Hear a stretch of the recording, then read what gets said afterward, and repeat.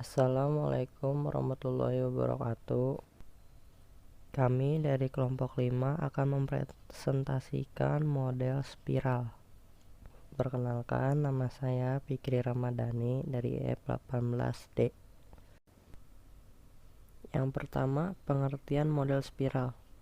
Model spiral spiritual mode adalah salah satu bentuk dari metode pengembangan perangkat lunak atau yang disebut SDLC, Software Development Life Cycle, yang sangat populer digunakan dalam bidang teknologi informasi. Model spiral adalah gabungan dari model prototyping dan model waterfall dengan penekanan yang tinggi dan analisis risiko tiap tahapannya. Bentuk ini bersifat interaktif atau berulang dengan mengontrol aspek yang teratur dari sekuensial linear. Selanjutnya, tahap-tahap spiral model. Dalam model spiral terdapat 5 tahap untuk merealisasikan penggunaan sebagai berikut. Yang pertama, tahap liaison.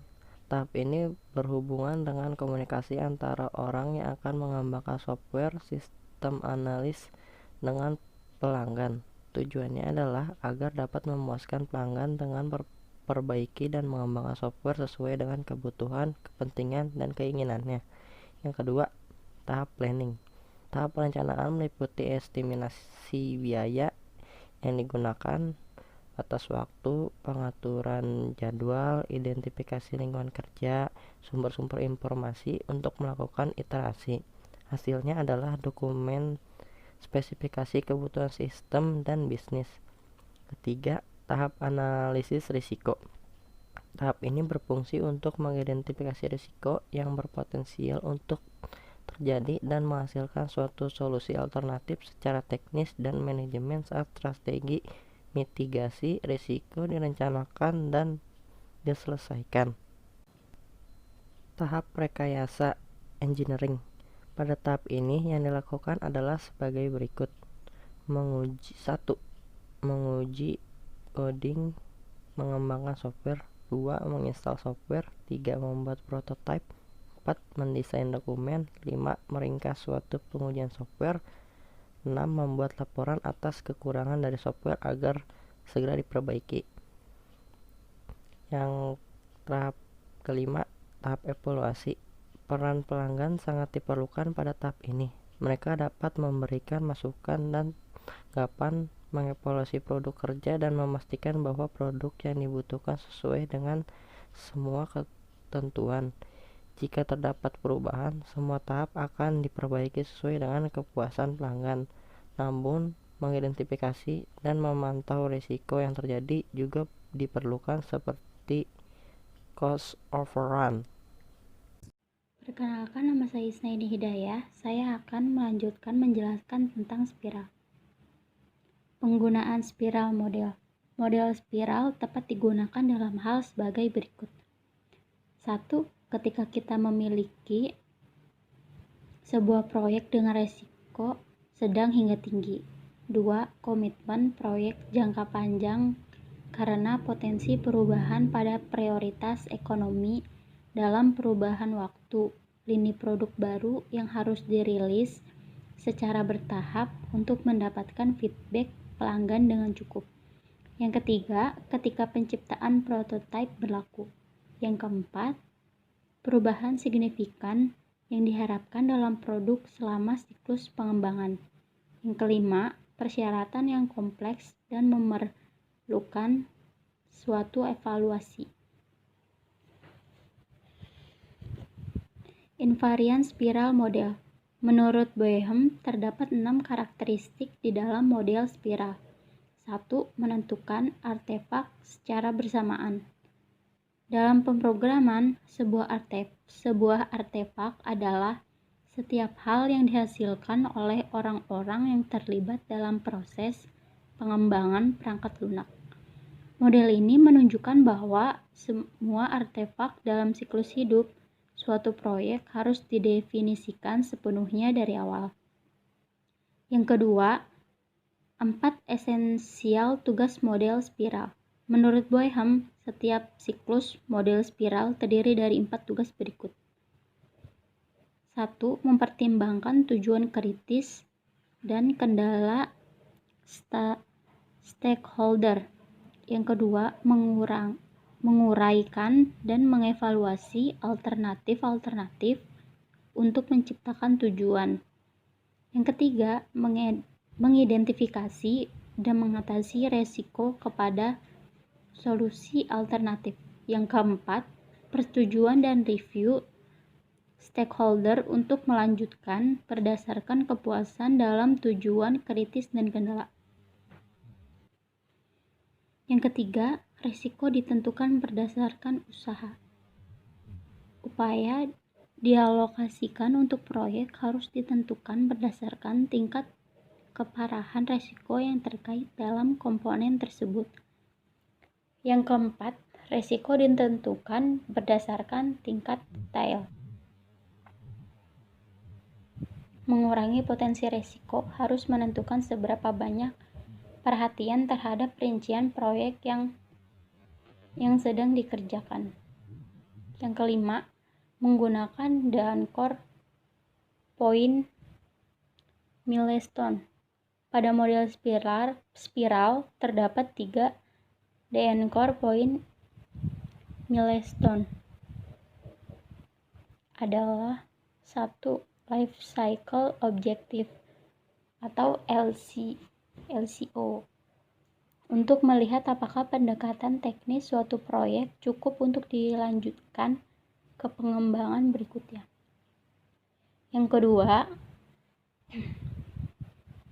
life cycle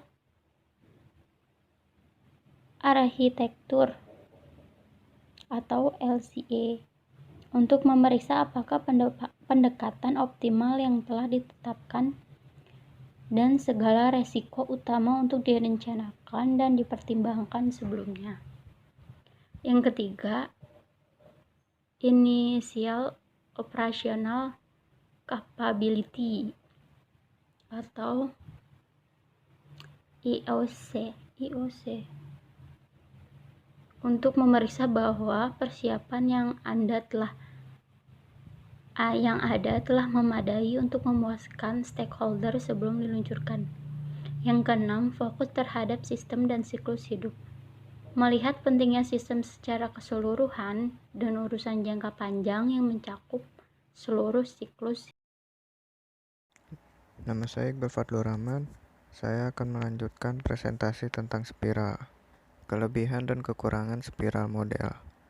Kelebihan dalam menggunakan model spiral yaitu perubahan-perubahan yang terjadi dapat diselesaikan secara sistematis. Estimasi biasa menjadi mudah karena perbuatan prototipe telah selesai dan fragmen yang kecil. Manajemen dan analisis risiko yang lebih baik. Penggunaan yang cepat dan mudah secara sistematis. Manajemen waktu yang lebih baik dan mudah dalam melakukan perubahan kebutuhan dan dokumentasi jika perubahan terjadi di tengah-tengah perubahan. Selanjutnya, produksi software terjadi lebih cepat. Kekurangan dalam menggunakan model spiral yaitu tidak cocok ketika digunakan dalam proyek-proyek kecil, tidak terlalu berguna dalam proyek-proyek kecil, sulit dalam mengikuti strategi proyek kecil, kurang efisien dalam penerapan model spiral karena waktu yang digunakan, membutuhkan sumber pengalaman sebagai proses sehingga sangat kompleks. Dalam melakukan proyek kecil, estimasi biasa akan sangat tinggi. Resiko dalam tahap planning jika terjadi perbedaan dalam jadwal pengembangan atau dalam anggaran belanja. Berikutnya contoh pengembangan perangkat lunak menggunakan model spiral. Storytime Factory Outlet berada di Jalan Belakang Olo nomor 56 Padang, bergerak dalam bidang bisnis penjualan dan pembelian barang sisa ekspor. Seiring dengan perkembangan yang sangat maju diikuti oleh banyaknya transaksi penjualan dan pembelian, Storytime Factory Outlet juga harus menghadapi persaingan dengan toko factory outlet lain. Proses pengolahan data sistem penjualan dan pembelian pada Storytime Factory Outlet dapat dikatakan masih kurang efektif dan efisien karena pencatatan transaksi masih belum terkomputerisasi. Oleh karena itu, perlu adanya suatu rekayasa perangkat lunak aplikasi penjualan yang dapat menangani masalah pengelolaan data, perhitungan, pencatatan, penjualan, dan pelaporan yang lebih akurat, cepat, dan tepat, yang sesuai dengan keadaan sarana komputer pada Storytime Factory Outlet. Penelitian ini termasuk jenis development system karena akan meneliti dan mengembangkan suatu rekayasa perangkat lunak aplikasi penjualan yang sesuai dengan kebutuhan tempat studi kasus, yaitu toko Storytime Factory Outlet yang beralamat di Jalan Belakang Olo nomor 56 Padang. Model yang digunakan dalam proses pengembangan untuk membangun sistem aplikasi ini yaitu metode spiral. Model spiral dibagi menjadi sejumlah aktivitas kerangka kerja, disebut juga wilayah tugas. Model spiral yang berisi 7 wilayah yaitu ada planning, risk analysis, engineering, construction and release, customer evaluation, dan customer communication.